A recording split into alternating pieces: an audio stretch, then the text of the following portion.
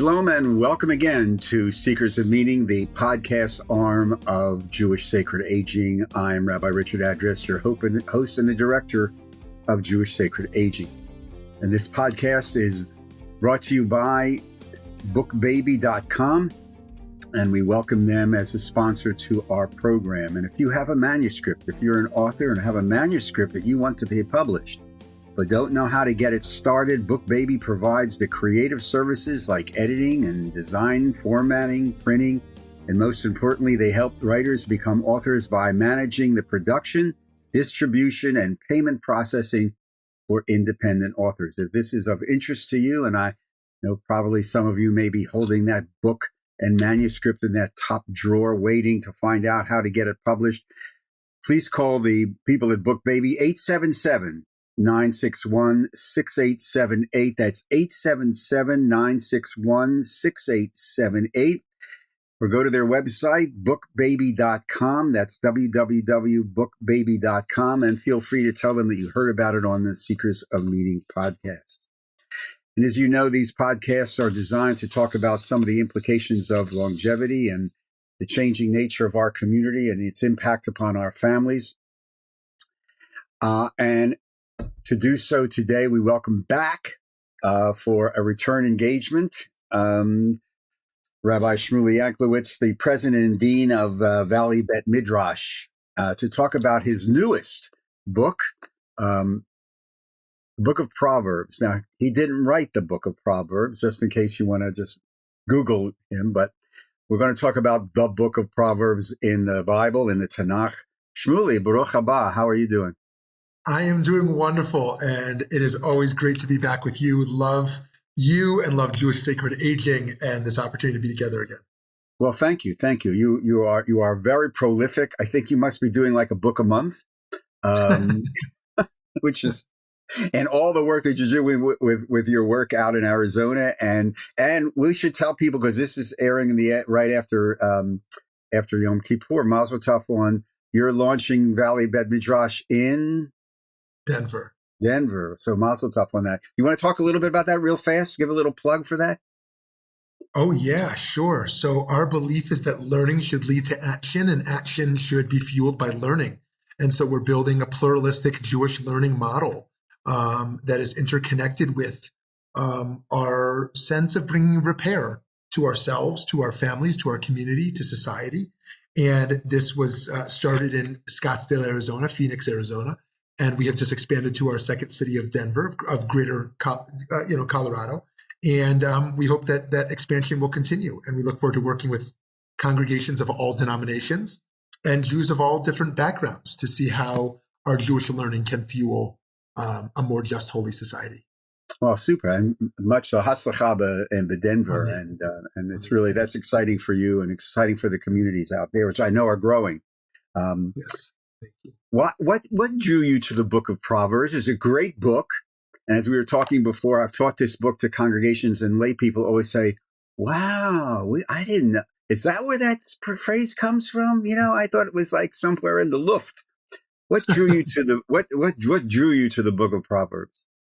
Well, firstly, I just want to once again express my gratitude to CCAR Press, because I've been so fortunate to have this be my third book I've published with them after the Pirkei Avot commentary and the Book of Jonah commentary. Right.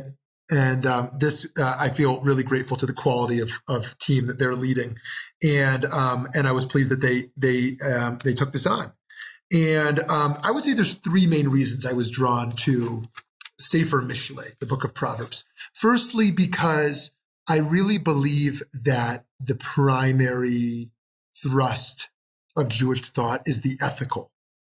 Now, the ethical and the religious can't easily be unraveled, but I do think that the ethical tradition, that is our responsibility to the other, our character traits, our sense of giving, our sense of what is just and kind, is really the central thrust of Jewish thought. And that is what the Book of Proverbs is obsessed with. It is not a long-winded narrative of relationships. It is not about ritual. It is not even so much about God. Now, I love all those things, but I'm very drawn towards the ethical. So that's the first reason. The second reason is that very few people, as you said, have read the Book of Proverbs. Maybe they've heard of it, maybe they've heard a line or two, right? But it is not built into the Jewish calendar. If we're going to read Jonah on Yom Kippur, if we're going to read Esther on Purim, we have a bunch of books that are attached to holidays, and the Book of Proverbs doesn't make it, and for a whole bunch of reasons. And so I think that we should learn the books of Tanakh, and especially those we know very little about. But the third reason is because I think the book is very simple. It's very simple, and I think that as 21st century American Jews, we're very good at the complex. We're good at neuroscience and technology and 1,000 relationships on social media. We're used to thinking about foreign policy. We're going to double check what our doctor says because we have access to the data also, right? We live in the world of complexity, many of us, most of us. Right. But I think we struggle to live with simple truths. Simple truths. And the Book of Proverbs is constantly reminding us of simple truths and telling us how we have to not only know them, but really infuse them into our lives. Do you think people, just to pick up on what you just said, do you think people now, generalization, yes, shy away if it's too simple? They expect something to be so complex that when you present a passage from the Book of Proverbs that is short, simple, and to the point, they say, well, how meaningful can we look? It's just like, it's like a haiku, Yeah, right. Yes, exactly. I love that. So firstly, let me backtrack for a moment to say one way to read the text is on the level of the simple. The other way to read it is on the level of stirot. There are many contradictions in the text.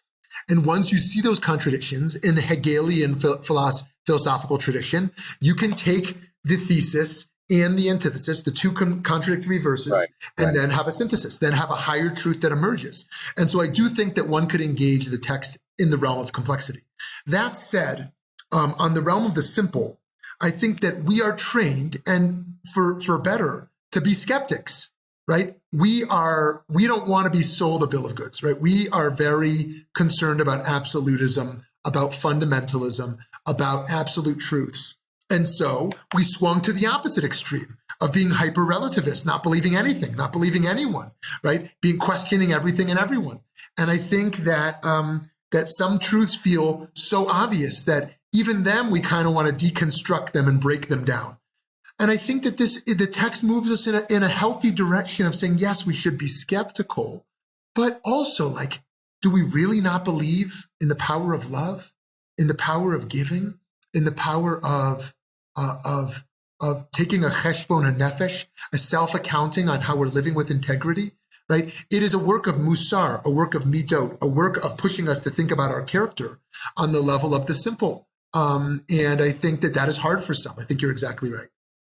So, you mentioned before the idea of and when you were talking about why we're drawn to Proverbs, and also the expansion into Denver about teaching. So you have in one of the sections, and I want to get into that in a minute, about it's entitled "Teach Your Child According to Their Uniqueness," and it quotes about, in essence, train your children in the way they ought to go; they will not swerve from it even in old age. The power of teaching, the role of role modeling, and then you write, I think it's on page 309. It says this: I want to suggest 3 reasons for Jewish communities to flip priorities and focus more on adult and less on children's education. So I've gotten into a lot of trouble when I say to congregations when I go out and teach them that the Judaism is not for children. But really, once you've been around the block a couple times, you begin to understand the power of the text.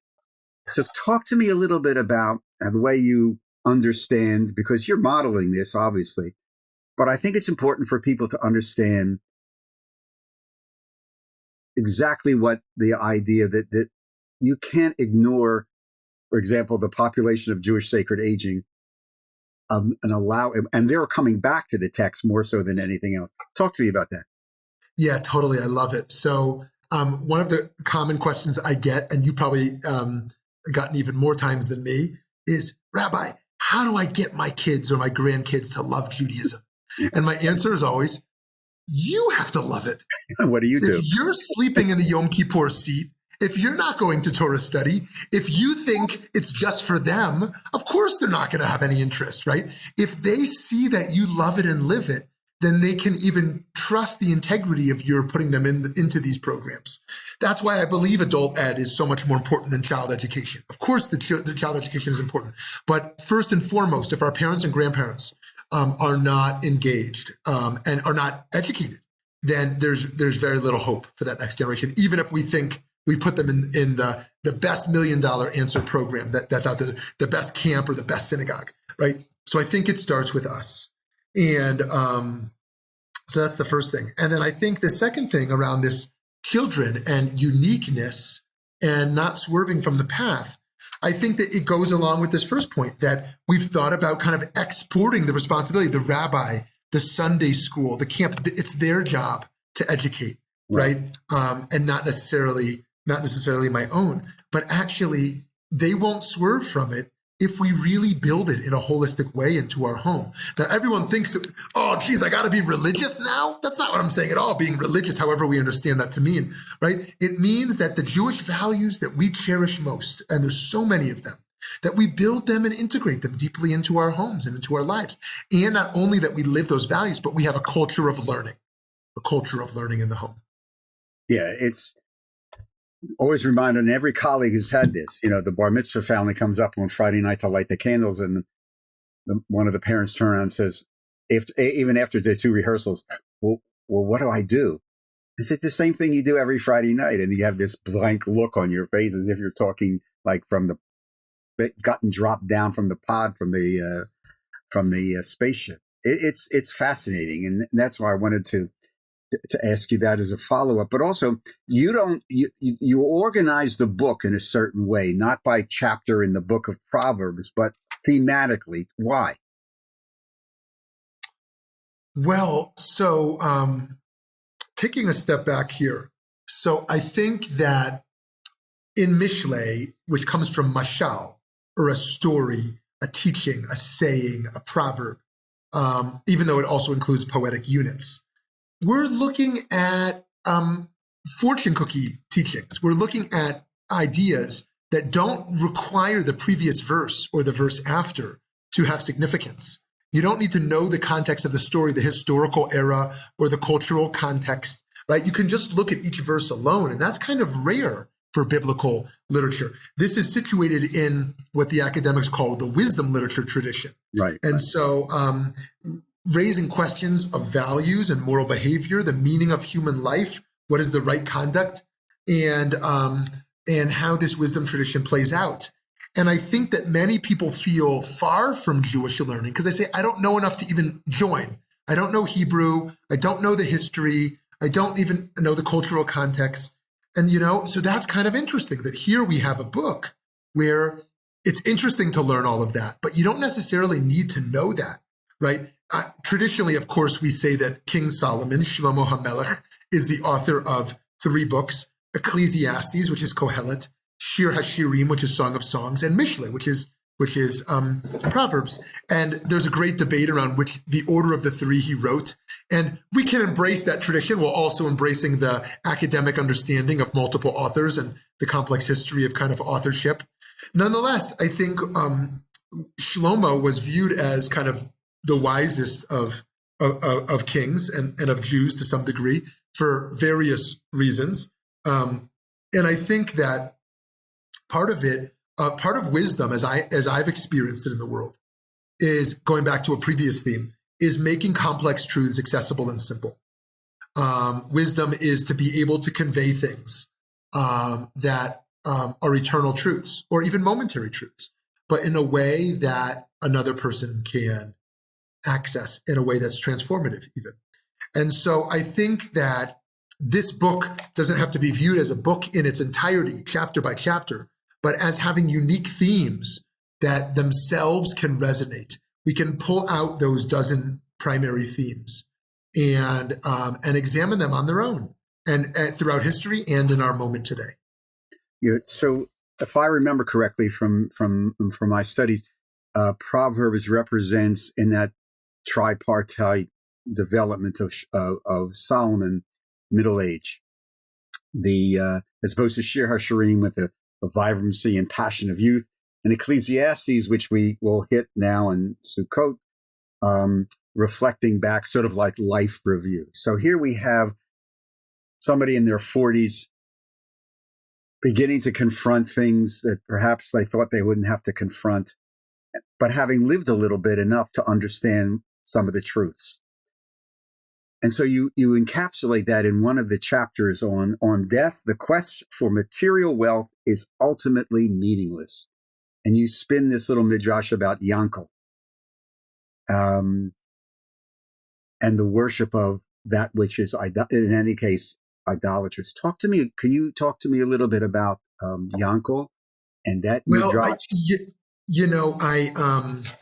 Thank you. And I want to invite you into this conversation because of your Jewish sacred aging work, based on what I'm going to say, because you know far more about this than me, of course, and which is that there is a debate Talmudically about whether Kohelet is last or not. Right. And according to one view, of course, you're more cynical in older age, right? And according to another view, no, like in the wisdom of older age, you don't find cynicism, but hope. You find meaning. You find truth. You find wisdom. And cynicism is for someone who hasn't found that yet. And I think I've met people in their aging journeys, both types. And I'm curious to hear from you which you find to be more dominant. And then after you answer that, I'd love to go on to that materialism. Shmuly, I find that people age as they've lived. One of the most powerful books I remember reading many years ago is How We Die by the late Sherwin Newland, Dr. Newland. And the thesis of his book is we die as we live. And so there are people who, and this is the fascinating thing about, as you do, working with individual human beings, and the fact that you can't overlay any type of stereotype, because everybody, as we all know from the Midrash and our own studies and experience, is unique. And we bring into aging the life experience, the genetic makeup, which I think is very important, and the family of origin makeup, which is equally important. And there's a whole theory and formula that I use, which we don't have the time to go into, and this is about you, not me. But I think that's, and every rabbi has met with people who, as they've aged, they say, I have lived I'm hopeful, I'm not afraid. And that person in the next room or the next visit when you make has said, why is this happening? I'm angry. And I think if you pull back the layers and the layers and the layers, somewhere in that development of that human being, the seeds for that are planted. And I do believe that 100%. So I know you're interviewing me and me, not you, but let me ask you a follow-up question. This is fun. This is fun. Yeah. I mean, what the hell? You can take this on the road. So somebody midlife, I don't know what midlife is. Let's say somebody 40. So let's say they're 40 or 50, 60, they say, you know what? You keep going. Yeah. I don't want to do my ultimate purpose yet. I'm doing this right now. I'm trying to make a bunch of money. I'm trying to build my career. That really important stuff, I'm going to save that for my 70s or for my 80s. And then I'll have the time and stability to do it. On the one hand, I say, oh, beautiful, beautiful. Like you've got a retirement plan. On the other hand, I say, wait a minute. You age the way you've lived. If you bracket that search for meaning, if you bracket that quest to serve, will it still be alive? And so in your experience, what do you think about this kind of bracketing off period of life? Saving it for a different stage? I think it's lovely theoretically. And here's what I think, and it's been my experience in many cases, and just in the cohort that we work with in Jewish sacred aging. If there comes a period of time in people's lives, you can't predict it. It could be somebody in their 30s, it could be somebody in their 80s. And it's part of a larger conversation where they come to understand that they don't need more stuff. And what they really need is to begin to understand it's Deuteronomy 30:19, the B part of the verse, which we just read on Yom. What they need to start collecting is not more stuff, more things. It's the material things that you write about in the book, but they really need to start creating and collecting those memories. Right. And that's a shift. Some people do that shift. Right. Okay. Personally, I'm there right now. I am now at this stage of my life at age 77, really obsessing about this. This is full confession. It's right after Yom Kippur. Right. And there's some people who reach that and they reject it. They say, I don't want to deal. It's too frightening to deal with. It's too frightening to deal with. Right. Right. Yes. So that's why this is the nice stuff about talking about text, because ultimately what you do in Jonah and Pirkei Avot and Proverbs and all of the rabbis who teach text is understand that by when you let the verses la'asok you, as that bracha before study of Torah, when you let that word la'asok b'divrei Torah, when you let the text wash over you and let it be with you, doors to meaning open up. So that's a short answer. I love that. And I think that move towards internal life of meaning making that many feel they're only secure through external security. Yes. Right. And of course, we have to do things to secure ourselves externally. But the deepest security is going to come internally when we can achieve a sense of identity, a sense of inner calm, a sense of satiation that we have enough, that in that inner calm, we can relate to that. And it's unfortunate that, and Proverbs is pushing us in that direction. And it's unfortunate that for many, it takes until their final, stages of life to kind of get there. Or it takes some event, some random, I mean, you've run into situations, somebody dies suddenly or there's an illness and they say, I really fundamentally, and then a lot of people will say, I'm going to change my life. And then 6 months later, they've reverted back. It's very, very, but you write about wisdom. You write a lot about wisdom in Proverbs, and you have a chapter called The Basis of Human Wisdom. And you reference Proverbs 9, the beginning of wisdom is the fear of God. And the knowledge of God is understanding. And then you talk about this wonderful, and I want to ask you about this interpretation of Exodus 3, the word ehyeh, which has, Arthur Green's breath, and you channel a little Buber in there. So talk to me about how this concept of the beginning of what is the basis of human wisdom and how that emerges out of the book of Proverbs.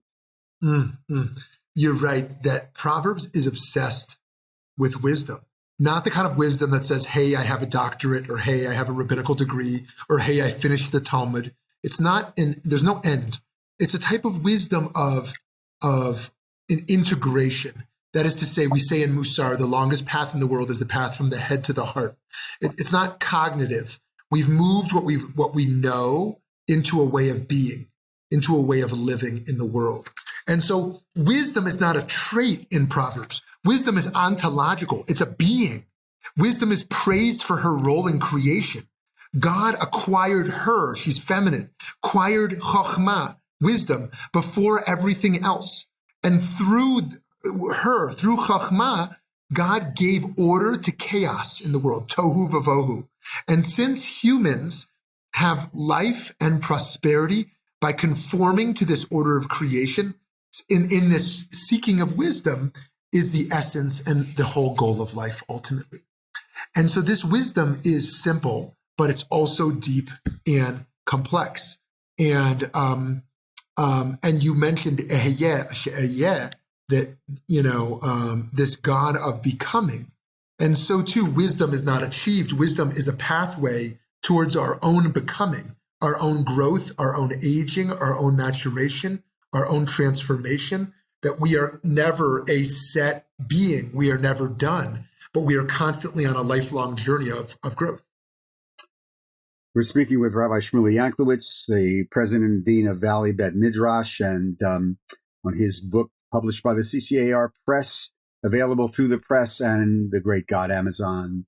and probably in some good bookstores too, on the Book of Proverbs. We'll be right back with Shmuly, because I want to come to this section that you write about the care of orphans and children. And I do want to ask you to respond to a little bit of what we did last time you were on about the Yatom thing that you're very, very much involved with, because it just flows right out of that.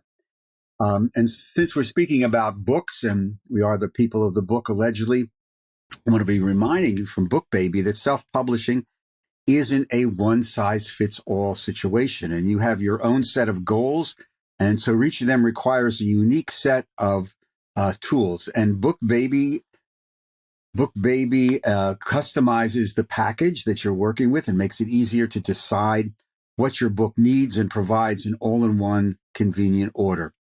And they've helped thousands of authors publish successfully and will be by your side all the way until your book is finished, published, and beyond that.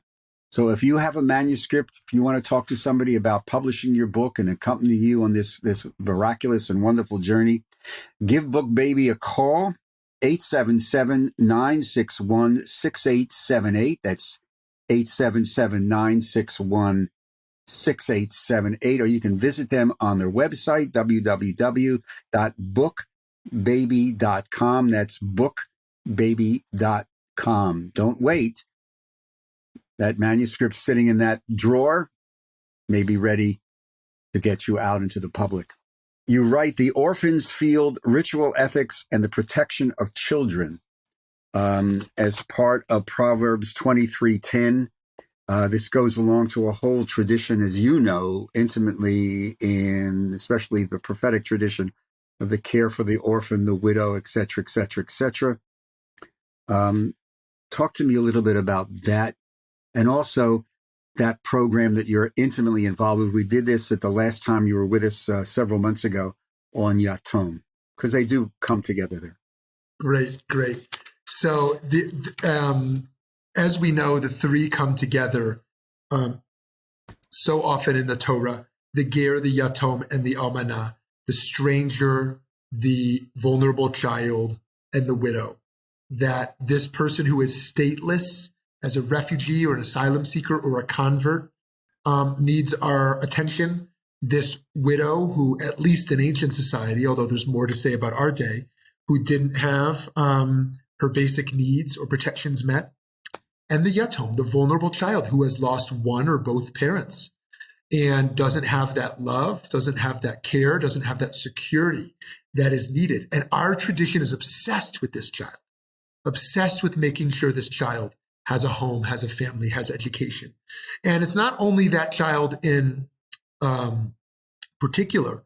And on Tisha B'Av, when we read the book of Eicha, of Lamentations, we say, Yatomim hayinu, we are all like orphans. We were all like that. On some degree, we have all been orphaned. We've all been abandoned. So there is an existential teaching there in addition to the moral one. But here, I think the book of Proverbs is reminding us that wisdom is not only meaningful, it's not only true, it also has to be moved towards chesed, towards kindness. And kindness can be showed in so many different ways towards so many different people. And one of the ones that Proverbs wants us to think about consistently is this child in need of a home. Not only because they have human dignity in their own right, but also for the stability of our society. That children who are not cared for will end up on the wrong path, and that's bad for everyone. In America, for example, the odds are very high if a child ages out of the foster care system that they will end up in one of three pipelines: prison, homelessness, or child trafficking. Very high. That is to say, we care about them primarily because of them. They are created in the image of God, but also that many of our societal problems are connected to our inability to care for children. So, and mention the Yatom thing too, because I want to make sure you give that a plug. Great. So we lead an effort called Yatom, where we are working to mobilize the American Jewish community to support vulnerable children. We have a family fellowship where We incentivize families who have always wanted to foster and or adopt to engage in that process, where we give them education and a stipend and a community. We have a micro grant program where we offer stipends to those who are already in the work of foster and adopt, or in the lifestyle, we should say, and need support. And we offer advocacy and education. There's been discrimination cases where Jews have been discriminated against, or LGBT populations who've been discriminated against, or the like. And so we are trying to make sure that on the American Jewish radar is this issue of supporting the Yatom. If somebody wants to contact you about this, how do they do this? Because I want to make sure people, this is Thank you very so much. important. Yatom.org, YATOM, or you can email us at yatom613@gmail.com. Thanks, Shmuly. Thank you.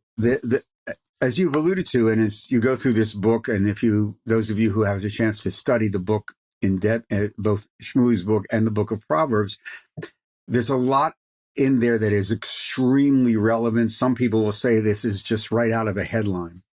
So one of the sections that you write about is called The Middle Path, the Obligation to Avoid Extremism, channeling maybe a little Maimonides. But the text in 427 is, do not swerve to the right or the left. Keep your feet from evil. One doesn't have to go very far by looking at the front pages of any newspaper or perhaps some cable TV notice that we're living in the lands of extremism, both all over the map. Yes. Walk me through this. Why is this? This could be one of the most powerful little lines in the entire book, and it's a high holiday sermon waiting to be preached, yes, maybe for next year. Yeah. So I think first on the psychological level, I appreciate you bringing this up so much, is how unhealthy it is to live on a bandwagon of conformity, of uncritical thinking, of essentially buying into the zeitgeist, whatever is kind of being loudest or most popular or most new, us all adopting that. If everything we believe Jewishly about our tradition happens to perfectly line up with everything a political party says, I think we've kind of missed what Judaism is about. That's not to say we can't lean liberal or lean conservative, but if ultimately Judaism is no more, or our minds are no more than what the ideology of our day is. And so I think that is spiritually deadening, to not be alive and seeking meaning, seeking purpose, asking questions, reading conflicting ideas. And so for a spiritually meaningful life, for an intellectually honest life, I think we have to steer away from the bandwagons of extremes. But also, I think it's one of the greatest threats of our time is that the extremes of religions, the extremes in politics, the desire for purity and certainty really poses an enormous threat. And so Maimonides is dealing with the midah, the character trait of moderation, because he thinks we shouldn't eat too much. It's bad for our character. He thinks we shouldn't work too much. That we should sleep enough. We should do these things to have balance in our life because we should be godly. We should emulate God. And in his imagination, he doesn't want to say anything God is in his negative theology. So he can't say God lives with balance. But to some degree, we want to live with halachta b'drachav, emulate divine ways. And one of those ways is the Aristotelian golden mean. And so, so for him, it's character. But for me, I think it's about the stability of our communities and our society at large as well. I want to, get you out of here and thank you again for joining us. So really, this is and much joy and happiness and luck with Denver and with the book. But a good coda to this conversation would be the section that you write on the resilience of the human spirit, and the text. The person's spirit can endure an illness, but low spirits, who can bear them? It's 18:14, not the year, but the citation in the Book of Proverbs. This idea of resilience, we come across it a lot in the work with Jewish Sacred Aging for a whole lot of reasons. But this is this goes in, I think, with what you said maybe a half an hour ago about the ability to hope. And just talk to me about how the Book of Proverbs talks to me about resilience. Thank you. So firstly, I do believe that an unhealthy form of resiliency is one which is hyper-independent. My resiliency is about me. I do think that a crucial part, as we know, of surviving and thriving is about relationships and is about our codependence, our interconnectedness, our community, our taking care of each other. Watching someone in my family who is struggling with health, I see both her resiliency, but not only her independent resiliency, her relational ability to maintain relationships where there is care infused into them to take care of each other. So I just want to say that. And then I think secondly, and this is where Proverbs can be of assistance to us, is that a big part of our resiliency is about doing the consistent work and the consistent learning. It's not like we're born resilient or we cultivated it 20 years ago.